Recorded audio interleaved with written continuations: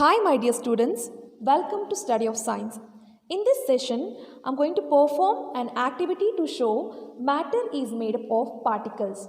To conduct this activity, the required materials are the beaker and the water. We also need the glass rod to stir the mixture. Apart from this,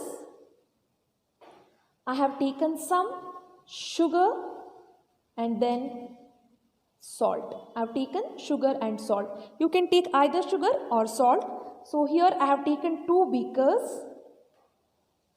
So these two beakers are filled with the water. They both are filled with the water. So after filling the water in the beaker, now let us mark the level of the water. I am going to mark the level of the water. You can observe here, I have marked the level of the water. So in this beaker also I am going to mark the level of the water. This is the level of the water in both the beakers. So now I am going to add a spoonful of sugar to the beaker A. Let us consider the beaker A and beaker B. I am going to add a spoonful of sugar to the beaker A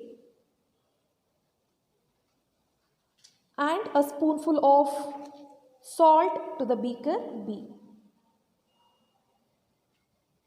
So now I have added sugar to beaker A and salt to beaker B. So after the addition of both the salt and sugar, now I will mix the solution. Let us mix the solution which contain the water and sugar, and even the salt also, the solution which contains salt, water and salt solution. I am going to vigorously mix it. So now the sugar is completely dissolved in the beaker A and the salt is completely dissolved in the beaker B. Now the question arises, what do you think has happened to sugar and salt? Where does it disappear? Let us answer for the first question. What do you think has happened to the salt?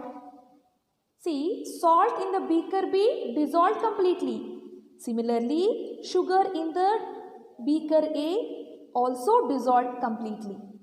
This was the first question's answer. The first question was, what do you think has happened to sugar and salt? Both the sugar and the salt has completely dissolved. Here comes the next question. Where does it disappear? To know this, in the first video I have taught you that water is made up of particles. Water is made up of particles and there are some spaces in the particles. There are some spaces in the particles which is present in the water.